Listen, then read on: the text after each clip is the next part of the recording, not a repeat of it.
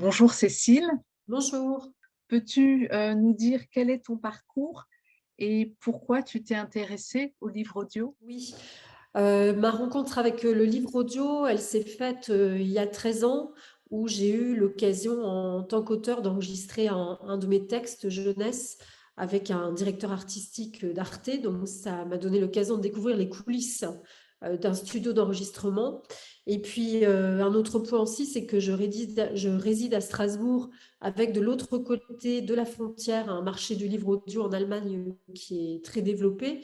Donc à l'époque, je me suis posé la question de pourquoi une telle offre en Allemagne et puis en France n'était pas du tout encore le cas. Donc pour ce qui est de parler de mon parcours, suite à cette première expérience et forte de ce constat, j'ai créé une association, donc l'association La Plume de Pan, dont le premier objectif a été de créer un portail francophone du livre audio avec des fonds européens pour donner à découvrir la diversité éditoriale en France, et puis ensuite développer différentes actions, tant à destination du grand public que du public professionnel, pour mettre en lumière justement ce format qui, il y a 10 ans, était encore relativement méconnu en France. Et quels sont les acheteurs de livres audio? S'agissant des acheteurs de livres audio, alors ce qui est assez intéressant à noter, c'est l'évolution justement du profil des audiolecteurs. Il y a une dizaine d'années, les quelques études qu'on a pu mener indiquaient qu'il y avait plutôt un enjeu d'accessibilité au livre à travers le livre audio. Donc on était plutôt dans cette logique d'accessibilité pour des publics soit malvoyants ou en difficulté de lecture papier, ce qui pouvait être le cas parfois des seniors ou des gens hospitalisés. Et puis depuis quelques années, on voit que cette audience a complètement changé.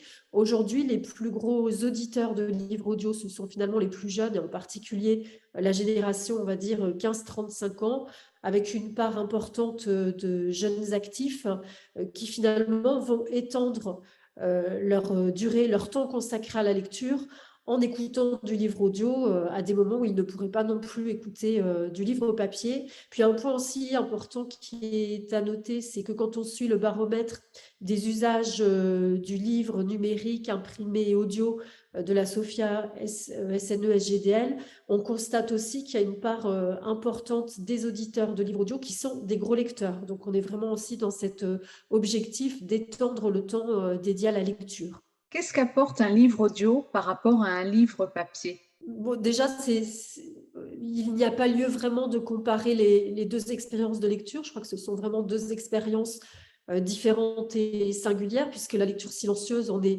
dans une lecture qui est une lecture silencieuse, une lecture solitaire.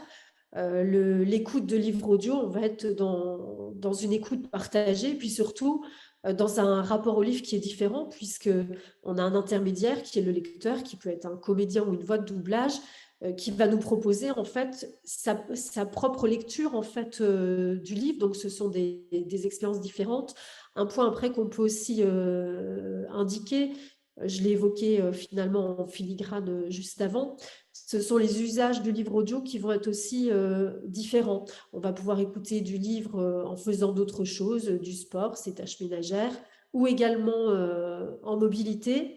Et puis, on a un certain nombre d'études aussi qui paraissent depuis quelques années sur l'impact de l'écoute de livres par rapport à la lecture silencieuse. Alors, on voit que ça engage les mêmes zones du cerveau.